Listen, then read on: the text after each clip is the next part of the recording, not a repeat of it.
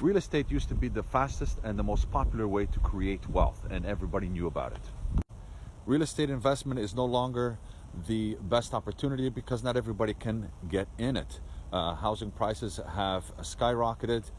Down payments and restrictions or requirements are more stringent than they were previously, even up to a couple of years ago. So what do? Even Airbnb is struggling to get their units rented by the vast majority of people that are on Airbnb. And there are reports that because of that, more and more units are going to be up for sale in 2024 because people can't rent them. They bought it for investment purposes on Airbnb, but they're not getting the rentals that they hoped. And therefore, those units are going to obviously get on the market. It's going to be at a discount.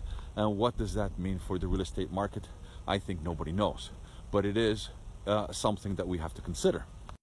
So what is the best vehicle to creating wealth for yourself without having much money? And that is the business route.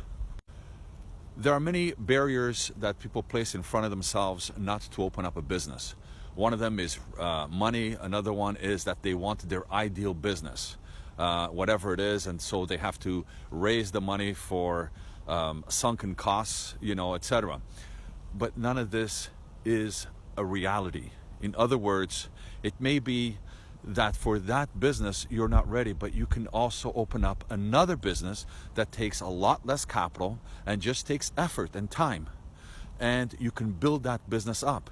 It may not be the sexiest business, but it doesn't have to be. It's a vehicle for wealth, for security for yourself.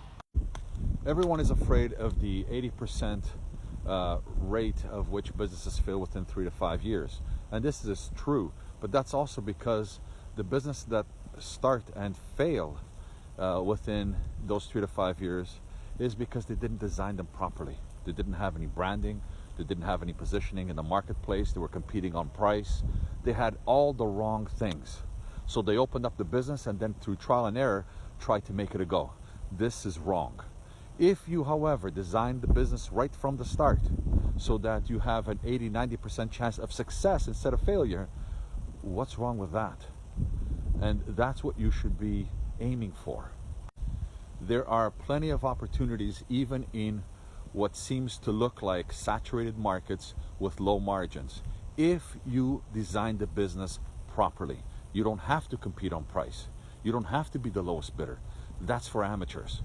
And never open up a business alone. Have expert advice behind you, because that expert advice is going to reduce the errors that you're going to do, and it's going to literally stop you from making catastrophic mistakes that will cost you in time and money. Now, once your business is up and going and it's making a couple $100,000 in profit, if not at least in revenues, then what you can do is start looking into micro-franchising. Micro-franchising enables you to scale your business up without the headaches of other locations or without the headaches of adding more employees and management skills that you may not have. But that should not be a barrier again. That can be overcome with micro-franchising. If micro-franchising isn't for you, then you just flip the business every 2 to 5 years. So you get it to a certain point, then you just flip it and start another one. And in that way, it's like as if you are flipping real estate, but the costs of going in, especially when you've done one that's successful, the costs of going in are less. You already know how to do it, so you'll have the confidence and you'll have more skill to get the second one and the third one, etc.